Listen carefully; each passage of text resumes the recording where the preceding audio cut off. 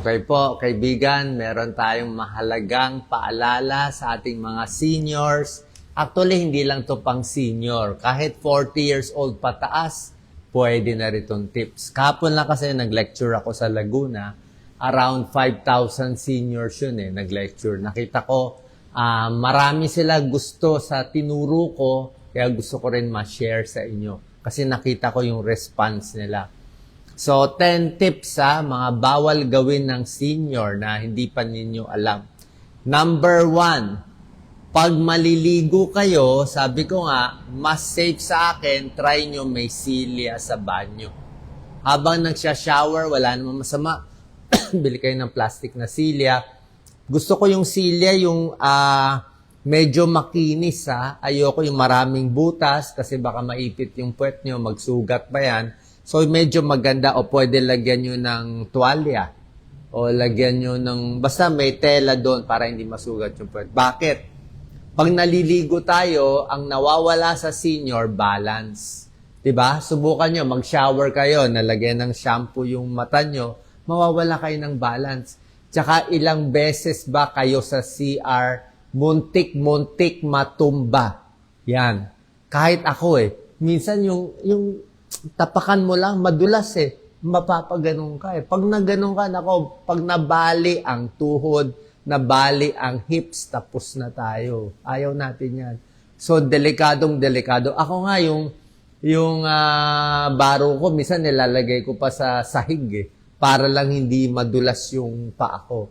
So, ligo, may silya, balance. Kasi pag senior nga, may vertigo na kayo at may hilo na. Tandaan nyo yan, Number 2, sa gabi, pag natutulog, kailangan meron kayong konting night light. Meron ako nabibili yung sinasaksak, tapos may ilaw sa gabi. Ino-on-off ko siya. So, pag may night light, bakit? Ang senior kasi, malabo na ang mata sa gabi. Diba? Kulang tayo sa night vision. Tsaka pag gigising tayo madaling araw, pinataas ko kamay ng senior Ilan ang umiihi na isang beses sa buong magdamag? Taas sila lahat ng kamay. Ilan ang umiihi ng 2 beses sa magdamag? Lahat sila taas ng kamay. So, pag iihi tayo ng 2 times sa madaling araw, tatayo ka, baka matumba ka. Dapat malinaw yung daanan, tapos ingat ka. Gusto mo ba magpaa, papuntang banyo? Gusto mo ba magtsinelas? Nasa sa inyo. Kasi minsan, tsinelas, baka madapa. Paa naman, baka masugat ang paa. Tingnan nyo maigi, dapat malinis ang sahig. Gabi, night light. Number 3 tip para sa senior. Pag matutulog kayo sa kama, mas maganda may harang. Sabihin nyo, Doc, ang corny. Hindi yan. Ilang beses kayo muntik mahulog sa kama, magsalita. Kama, mahulog ka, mababalian ka yan Ako nga, dati nangyari sa akin binangungot ako ng ipis Sa bangungot ko may ipis Ako kung tunay na may ipis. So, kakaganong-ganong ko sa ipis, nahulog ako. I think na-sprain yung kamay ko. So, kailangan may harang ka. May harang either para alam mo hindi ka matutumba. So, yan, sa gabi. Pag na-arm fracture, delikado tayo. Number 4 tip. Babala sa senior. Maraming senior at maraming kababayan natin kahit magbata pa. Gusto mag-exercise, di ba? Gusto nyo magpapawis. Gusto nyo mag-jogging sa labas. Kaya lang, iba na po panahon ngayon. Global warming ngayon. Sobra init, sobra humid. Pag nag-exercise ka sa init, na-dehydrate ka, pwedeng masira ang kidneys mo. Pwede ka ma-kidney failure. Sobrang exercise, sobrang init, kulang sa tubig.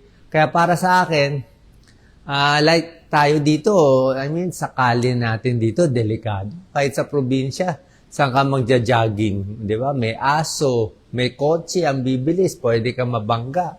Tapos yung daanan natin, lubak-lubak, yung manhole, bukas, yung mga butas-butas, bukas.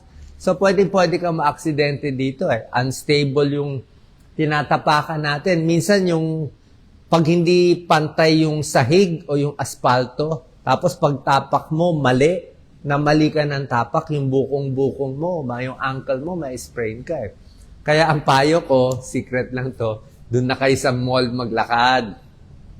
Mga senior, maganda ang daanan sa mall, di ba? Sabi ko nga, wag na kayo masyado bumili. Lakad-lakad na lang kasi malamig, maganda sa puso, nalilibang pa kayo. O, pag hinuli kayo ng security guard, sabi ni Doc Willie, maglakad kami dito. Di, bumili na lang kayo ng konting kape o inumin para hindi naman magreklamo. Tsaka isa din, so bakit sinasabi ko sa mall, mas safe? Siyempre nga, mas mahina na tayo. Humihina din yung puso natin, yung baga natin, di na natin kaya yung init. Di ba? Pag mainit, hinihingal na tayo eh. Kasi yung baga humihina, puso tumitigas, baga tumitigas. So, exercise na lang sa malamig. Yun ang kalaban natin. Heat stroke. Okay? Kita nyo yung nabalita kay Arnold Clavio, di ba? Na-stroke siya, dumugo ang ulo. Bakit? Ang init-init, nag-golf eh. Nag-golf siya nung hapon, ang init-init nung araw na yun, na-stroke siya tuloy. Number 5 tip para sa mga seniors, para sa akin, very important yung sinusuot yung sapatos. Mas gusto ko rubber shoes. Ako rubber shoes ako. Rubber shoes ako sa labas, rubber shoes ako sa bahay. Kahit pag umaalis ako, rubber shoes. Bumibili ako ng rubber shoes na mukhang leather shoes, pero rubber shoes siya, yung walang tali. Mas safe ang rubber shoes kasi nga mas hindi ka matutumba, mas stable, lalo na yung paa ko, medyo flat feet kasi ako. Isa lang ang babala ko sa rubber shoes. Okay? Ang babala ko lang sa rubber shoes, may rubber shoes na masyadong madikit. Yung squeaky, yung nag-i-squeak siya, masyado siyang madikit ang rubber shoes, masyadong rubbery, minsan didikit sa makinis na sahig. So, pag masyadong makinis yung sahig, didikit ka, biglang hihinto yung rubber shoes mo. Pag hihinto, pwede ka matumba. Pwede ka mahulog paharap. Nangyari na rin sa akin yan. May kakilala ko nangyari sa sikip ng rubber shoes niya bago, unang araw gamit, na hinto siya, natapilok. Nagkasugat siya dito. So, yun din ang problema sa rubber shoes. Pag bago pa, dapat ingat yung lakad. Hindi pwede sliding, kailangan tapak. Tsaka kung naglalakad kayo sa mall, sa akin walang masama, hawak ka kay misis. Kayong dalawa maglakad. Diba? Ako, mahawak ako kay Doc Lisa. Para minsan, pag hindi ko nakita, matutumba, may kahawak ka. Diba? Doon ka lang humawak kay misis, huwag sa ibang babae. Baka masuntok tayo bigla, di ba? So, rubber shoes maganda, pero may babala, ingat kung masyadong madikit. Number 6, okay? Pagkain nyo dapat mas malambot na. Okay, nakakahiyap. Mas lugaw, mas malambot, mas basa. Huwag na oily, di na pwede oily fast food sa senior. Bakit? Hindi nyo ba napapansin ngayon, pag tumatanda tayo, hindi ka na matunawan? Diba? Like sa umaga, pag kumakain ako, yung unang 3 lunok, ayaw bumaba, naiipit dito. Para na-stuck dito yung kinain kong tinapay. Kailangan hihinga ka muna dahan-dahan bago bubuka esophagus bababa. Bakit? Pag tumatanda tayo, nababawasan na tayo ng gastric juice. So, yung mga liquid, yung mga pampadulas, pangtunaw ng pagkain, kumukonti. Yung laway kumukonti. Yung galaw ng bituka, mabagal. Mabagal na. Kahit yung esophageal sphincter natin dito sa may sikmura, bumubuka na yan. Dapat nagsasara yan eh. Pag kumain ka, sarado eh. Pero tayo, pag tumatanda na, pag kumain, bukas pa rin. So pag bukas yan, aakyat yung acid. Kaya pag senior namin, hyperacidity, may GERD. Pag dighay nyo, maasim para maakyat yung pagkain. So, dahil mahina na panunaw natin, pagkain nyo mas malambot. Ayaw mo na oily, ayaw mo na matitigas. Doon na tayo sa dahan-dahan, tapos inom na muna ng tubig. Slowly ang kain. Mas mabagal. Sinasabi ko nga, pag bata ka, pwede ka kumain. Kahit anong Jollibee, Only Rice, anong potato chips, yung gusto natin dati, mga Jack and Jill. Yun, favorite ko dati nung bata ako. Kaya lang, Pag bata ka, pwede mo kainin lahat. Dati nga, sa potato chips, inuubos namin eh. With soft drinks pa yon. Pero pag matanda ka na, may pera ka na pambili, hindi mo na pwede kainin. Ang tagal ko na hindi kumakain ng potato chips junk food. Hindi na po pwede kasi ano na eh. Pag matanda ka na, nag-junk food ka, mag-GERD ka na eh. Oo, pang bata lang yun. Tsaka bawal na rin sa bata eh, magkaka-diabetes at high blood ng maaga. So, pagkain na, malambot na pag nagkakaedad. Number 7 and number 8 tip. Okay, number 7, may mga bagay na libre na hindi natin ginagamit. Tinuturo ko to. Number 7, yung pag-inom ng tubig. Sobrang halaga pag-inom ng tubig.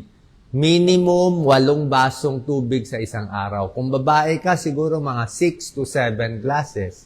Pag lalaki, mga 8 to 9 glasses. Depende. Mas malaki ang katawan, 10 basong tubig sa isang araw. Construction worker, nagtatrabaho sa labas, kahit 12 baso, 12 glasses, 13 glasses of water. Bakit? Ang daming benefits talaga ng tubig. Lalo na ngayon, mainit ang panahon. Nagtataka nga ako, dati hindi naman madilaw ihi ko sa normal na inom na tubig. Ngayon, mas madilaw na. Konting pawis lang madi-dehydrate na ako. Sa pa rin naisip ko, minsan ito isip ko lang na pag mas matanda, mas may varicose mas may manas. So pag matanda tayo, may manas tayo, yung tubig naiipon sa manas natin. Kaya hindi nagagamit ng katawan. Kaya nadi-dehydrate tayo. Pero sa gabi, pag nakataas ang paa, yung manas natin, yung tubig, bumabalik sa katawan, bumabalik sa kidneys. Kaya sa madaling araw, ihi tayo ng ihi.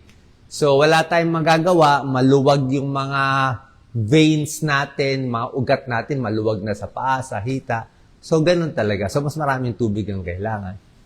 So, maraming tubig para sa utak. Kailangan laging maraming tubig para sa utak, para hindi ka mag-migraine, makaisip ka. Tubig kailangan ng liver. Pag walang tubig, hindi gagana yung liver. Tanggal ng mga ininom mong tableta, alak, mga supplement, ang liver nag-aayos lahat niyan. Tubig kailangan ng baga para maganda paghinga. 90% ng baga, tubig. 90% of the lungs, water. Ang dugo, 90+% tubig. Kahit ang buto natin, buto, di ba? May tubig rin yan, 25% water yan. Sa baga, sa plema, kailangan maraming tubig. Sa puso, may pag-aaral, kailangan mo ng tubig. Pag kulang ka sa tubig, more heart failure. Sa pagdumi, para hindi ma-constipate, maraming tubig, maraming prutas, maraming gulay. Sa digestion, di ba sinabi ko sa inyo, kulang na nga yung laway natin, kulang na yung gastric juice. More water pa rin. Lalo na sa kidney, ayaw natin mag-dialysis, mag-kidney failure, mag-kidney transplant, inom ng tubig para hindi magka-UTI, kidney stones, kidney failure. So tubig talaga, miracle water yan, libre. Huwag nyo kalimutan yan. Mayroon nagsasabi, konti lang inumin, hayaan nyo na sila. Kanya-kanyang payo naman Ito kasi, wala naman masama. Libre naman ng tubig ba't di natin gagamitin? Number 8, libre din hangin. Diba? Hangin, libre. So, basta malinis ang hangin, marami sa atin hindi ginagamit yung oxygen. Tandaan natin, ang number 1 kinamamatay ng senior? Alam nyo ba anong sakit? Ang number 1 kinamamatay is pulmonya. Lolo-lola natin, laging pulmonya. Nanay ko, pulmonya ending. Tatay ko, pulmonya. Sabi nga nila pneumonia is the best friend of the elderly.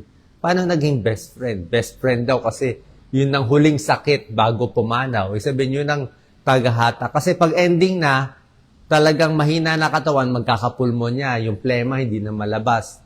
So, hindi na makahinga. May panlaban tayo sa pulmonya.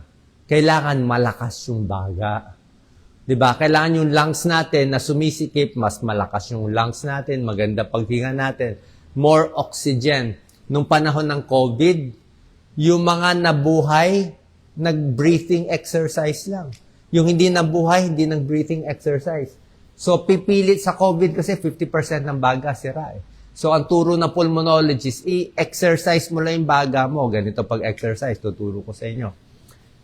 Every day, siguro mga 3 times a day, gawin nyo to mga 3 minutes, 5 minutes, okay? Hinga ng tama. Kasi normally, tayo maghinga, hingang aso. Ganito hingang aso yun. Yung ganung hinga, baliwala po yan. Yung ganon. Walang oxygen pumapasok niya. Paano pag hinga mo, nilalabas mo lang ulit eh. Ganito yung tamang paghinga. Isang kamay, lagay sa tiyan. Ito, lagay mo sa tiyan mo. Pag hinga mo, dapat lalaki ang tiyan.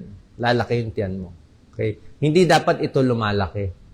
Yung iba humihinga, pinapalaki ang dibdib eh. Yan. Yan. Mali po yun. Dapat yan ang lalaki. Papalaki mo. Okay. Hinga tayo. Sabayan nyo ako. Palakihin yung tiyan. Yan. Lumalaki tiyan ko. Pigil for 4 seconds. Pigil, pigil, pigil. Exhale sa bibig. Ulit. Hinga malalim sa ilong. Tiyan. Pigil. Exhale sa bibig. Dahan, dahan, dahan, dahan. Pilit hinga sa ilong, talagang banatin yung baga na yan para mag-open yung mga alveoli. Sarado kasi yan eh. Pinapabukan mo siya.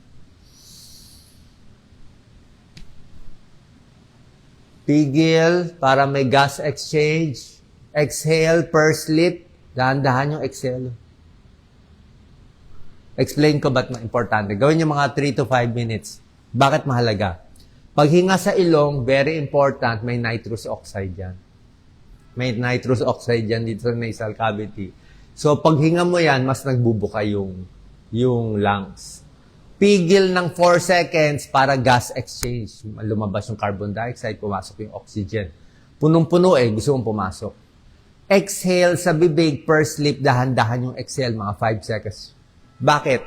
Kasi pag nag-exhale ka ng mabilis, nilabas mo, yung baga natin, sasara. Diba? Sasara. So, wala nang gas exchange. Pero, kung ginawa mo, dahan-dahan exhale, may per slip, nakapigil ka, ganito pag exhale mo. So, yung baga mo, dahan-dahan magko-close. Ibig sabihin, hindi magko-close yung alveoli mo. Yung mga may hika, may emphysema, may COPD, naninigarilyo, may pulmonya, mahina baga, ayaw mo magsara yung alveoli, yung mga lung sacs mo. Kasi pag nagsara bigla yan, wala nang makukuhang oxygen. Kasi nga, kailangan matagal siya open. So, more oxygen. Pag chinek mo, oxygen mo mas mataas. Yan ang pampabuhay natin. Okay? Number 9, ito very important. Ito, kinausap ko mga senior. Huwag na huwag ma-stress sa pera. Yan. Ito, actually, hindi pang senior to, pang bata to, ang advice ko. Huwag kang ma-stress sa anak mo, sa pamilya mo. Diba? Pag bata tayo, ano gusto nila? Gusto nila maraming followers, gusto nila maraming pera, may bahay, may abroad, may kotse, may alahas, may pasikat, may enjoy around the world. Diba? Walang katapusan. Walang katapusan. Pero tingnan mo yung mga kinausap ko. Kinausap ko mga 60 years old, 70, 80 years old. Ayaw na nila yan. Diba? Pag edad 70, edad 80 ka na, hindi mo kailangan maraming pera. Kwento ko nga, yung nanay ko, di ba, trabaho siya ng trabaho, ipon siya na ipon ng pera. Pero nung namatay na siya, the other year, naggastos lang namin sa ospital. Let's say, gumastos kami ng 300,000, 400,000 sa ospital. Yun lang ang ginastos niya. O, pagkagastos, wala na siyang gastos. So the point is, meron ka lang konting panggastos na pang-ospital mo, meron ka pang kain araw-araw, okay na yun eh. Hindi mo naman kailangan mag-ipon ng million-million o billion-billion eh. Yun naman ang happiness. Anong happiness ng senior? Nung mga senior na kinausap ko, yun lang, nag-uusap kami, nagkwakwentuhan, nagpipicturan, happiness sila din eh. Wala ka naman kailangan na mas panalo ka dito, mas tatalunin mo to. Yung unahan kayo paramihan ng pera, pasikatan. Hindi po yun ang goal. Goal lang, makatulong, masaya, yun lang po. So, wag ma-stress sa pera. Hindi mo kailangan ganun karaming pera. Meron ka lang pangkain at pang-hospital, panggamit mo. Pwede na yun. Number 10, last tip, the most important. The most important tip, hindi ko pa binibigay ito dati. Marami sa atin, maraming sakit. May back pain, may high blood, may cancer, may lupus, may autoimmune disease. Napa-check up na natin sa lahat ng doktor. Ininom na natin ng gamot ng doktor, sinubukan. Walang masama, dapat subukan nyo. Ayaw gumaling. Bakit hindi gumagaling? Kadalasan, ang mga sakit, nakita ko lang ngayon, I think mga 70%, 80% ng sakit, merong component ng mental. May component na maling paniniwala, maling attitude, maling ugali. Tulad ng yung sobrang galit sa ibang tao. Sobrang may kaaway. Meron kang mortal enemy. Madalas yan, may mortal enemy na heart attack. Hindi kaya magpatawad sa ibang tao. Hindi kaya magpatawad sa kaibigan mo dati, naging enemy mo. Karamihan sa atin may kaaway, di ba? Kapitbahay, kaaway mo. Pag meron kang isang matinding kaaway, matinding galit, naglalabasan ng sakit. Nai-stress. Hindi mo alam, nakaganyan ka na lang. Nakatigas ka na, naha-high blood ka na, nagkaka-diabetes ka na. Kaya sabi nga sa Bible, forgive others, di ba? Patawarin mo yung ibang tao, napakahirap. Pero pag pinatawad mo yung iba, mas relax ang tulog mo.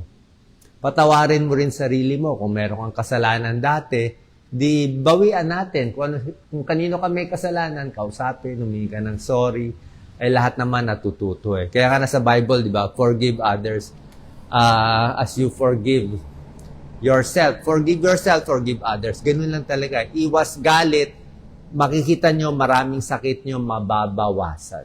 Baka pati high blood nyo bumaba. And finally, wag mo isipin pag senior na wala ng silbi, di ba? Isip lang yan, age lang yan eh, pero sa isip natin, bata pa tayo. So, habang nandito tayo sa mundo, para sa akin, may mission tayo sa buhay. Kasi kung wala lang tayong mission sa buhay, di kinuha na tayo ng Diyos, di ba? So, hindi ka pa matanda, may mission ka sa buhay. Kung ano man yung sakit mo, kaya gumaling yan. Lastly, may nagtanong sa akin kahapon, sabi niya, Doc, sabi ng doktor ko, pa-opera ako, pa-angioplasty daw ako, barado daw puso ko, sumasakit ang dibdib ko. Siguro mga 70 years old siya, pero wala akong pera pang-opera. Tsaka matanda na ako, sabi ng doktor ko, baka hindi ko kayanin yung operation. Wala daw siya pera. Okay, tanong niya, gagaling pa ba ako? Kahit walang opera. Sabi ko, pwede. Pwede kang gumaling kahit walang opera. Diba, sinubukan natin mag-opera, walang hindi kaya. So, paano gagaling? Maraming sakit, kaya gumaling din mag-isa. Like sa puso, kung barado man yung puso mo, meron ako tinuturo na heart collaterals. Ang collaterals, mga bagong ugat na ginagawa ng puso pag nagbara yung main na ugat. Let's say puno, di ba? Pag yung puno, naputol yung pinaka malaking sanga, ano nangyayari? Nagkakaroon ng maliliit na sanga. Pero hindi lahat nagkakaroon ng collaterals. Sa dasal, tuloy mo lang gamot mo, 'di ba? Positive thinking lang, maraming mga tao kahit barado yung main ugat ng puso, maraming main ugat ng puno, nagkakaroon ng mga maliliit na sanga. Nakikita yan sa angiogram. Oras na magkaroon nitong maliliit na sanga, in a few months, in a few years, buhay ka na.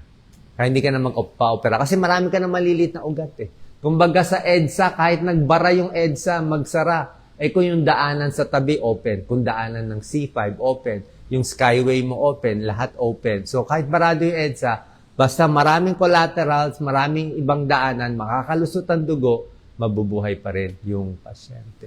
Okay? Saan po nakatulong to? Yan ang mga tinuro ko kahapon sa mga seniors. Siyempre gusto ko rin i-share sa mahal nating followers. God bless po. Ingat po tayo pala.